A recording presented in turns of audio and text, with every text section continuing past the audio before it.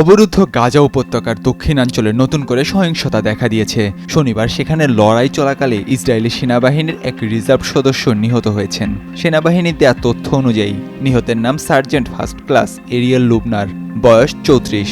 চলমান যুদ্ধ শুরু হওয়ার পর থেকে এ নিয়ে ৯০০ ইসরায়েলি সেনা প্রাণ হারালেন। আইডিএফ জানিয়েছে লুবনারের মৃত্যুর কারণ নিয়ে তদন্ত চলছে। প্রাথমিকভাবে ধারণা করা হচ্ছে দুর্ঘটনাবশত সহযোদ্ধার ছোড়া গুলিতেই তার মৃত্যু ঘটে। ঘটনাটি গাজার খান ইউনুস অঞ্চলে সংঘটিত হয়। লুবনার ব্যক্তিগত জীবনেও আলোচনা এসেছে।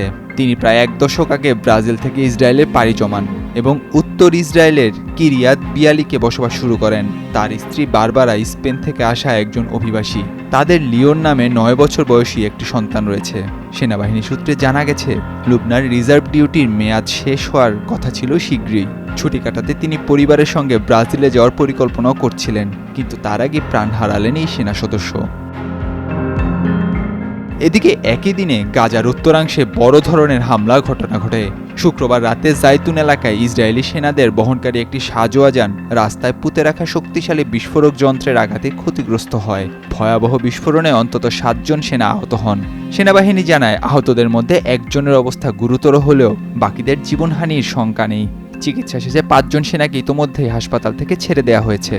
চলমান সংঘাতের মধ্যে এ ধরনের হতাহতের ঘটনা ইসরায়েলি সেনাদের ওপর নতুন চাপ সৃষ্টি করেছে। সামরিক বিশেষজ্ঞদের মতে সরাসরি সংঘর্ষের পাশাপাশি দুর্ঘটনা ও রাস্তার পাশে পুঁতে রাখা বিস্ফোরক হামলাও আইডিএফ বাহিনীর জন্য বড় ধরনের ঝুঁকি হয়ে দাঁড়িয়েছে। যুদ্ধের এই দীর্ঘস্থায়ী পরিস্থিতি শুধু ফিলিস্তিনি জনগণ নয়, বরং ইসরায়েলি সেনাদের পরিবারগুলোকে দুঃস্বপ্নের মধ্যে ফেলেছে। লুবনারের পরিবারের মতো আরও শত শত পরিবার প্রিয়জন হারিয়ে শোকের মধ্যে দিন কাটাচ্ছে।